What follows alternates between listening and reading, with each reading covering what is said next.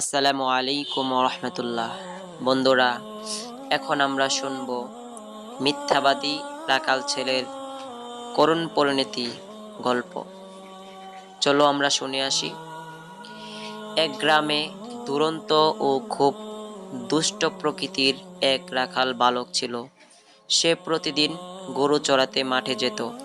মাঠের পাশেই ছিল এক নিবিড় ঘন বন। সেই বনে বাস করত এক বাঘ। বালকটি দুষ্ট প্রকৃতির হওয়ায় সে তার মাথায় এক দুষ্ট বুদ্ধি আঁটল। মনে মনে ভাবতে লাগলো কিভাবে মিথ্যা অভিনয় করে একটু তামাশা করা যায়। যেই বাবা সেই কাজ। একদিন হঠাৎ মিছিমিছি এই ভাগ এই ভাগ বলে খুব জোরে জোরে চিৎকার করতে লাগলো।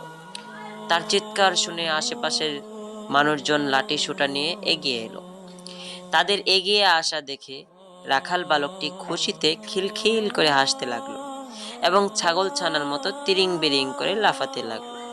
ছুটে আসা লোকজন বুঝতে পারল রাখাল বালকের এই মিথ্যা অভিনয়।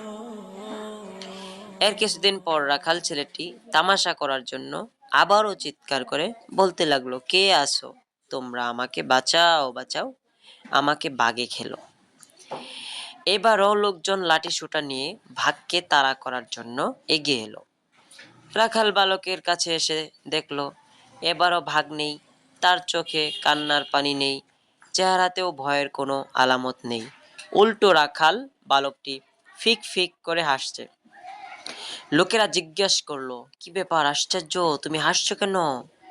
রাখাল বালক, এমনি একটু তামাশা করলাম। লোকজন বলল, এটা তামাশা, দ্বারা তোর মজা দেখাচ্ছি। রাখাল বালক বলল, মাফ চাই, আমাকে মাফ করবেন। আর কোনোদিন মিথ্যা তামাশা করব না, ধোঁকাবাজি করব না, এই যে কান ধরলাম, আমাকে এবারের মতো মাফ করে দেন। লোকজন মনে যেন থাকে, বুঝলি? রাখাল বলল, আচ্ছা, মনে থাকবে। কিছুদিন পরের ঘটনা। রাখাল বালকটি আগের মতোই মাঠে গরু চড়াচ্ছিল। হঠাৎ একদিন সত্যি সত্যি বন থেকে ক্ষুধার্ত বাঘ বেরিয়ে এলো এবং রাখাল বালকটিকে আক্রমণ করে ঘাড় মটকে দিল। এবারও কিন্তু রাখাল বালকটি আগের মতোই আকাশ ফাটানো চিৎকার করে উঠল, বাঁচাও বাঁচাও, আমাকে বাঘে খেয়ে ফেললো। এবারও রাখালের চিৎকার সবাই আগের মতোই শুনতে পেল, কিন্তু কেউ এগিয়ে এলো না। সবাই ধারণা করলো রাখাল বালকটি এবারও মিথ্যা অভিনয় করছে।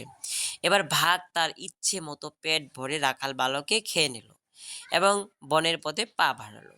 মিথ্যা কথা বলার কারণে রাখাল বালকটি সারা জীবনের জন্য হারিয়ে গেল। শিক্ষা দেখলে তো বন্ধুরা, মিথ্যাবাদীকে কেউ বিশ্বাস করে না, তাকে কেউ সাহায্যও করে না, তার বিপদে কেউ পাশেও দাঁড়ায় না। তাই আমরা সবাই মিথ্যাকে ঘৃণা ও অপরিহার করব। কেমন বন্ধুরা?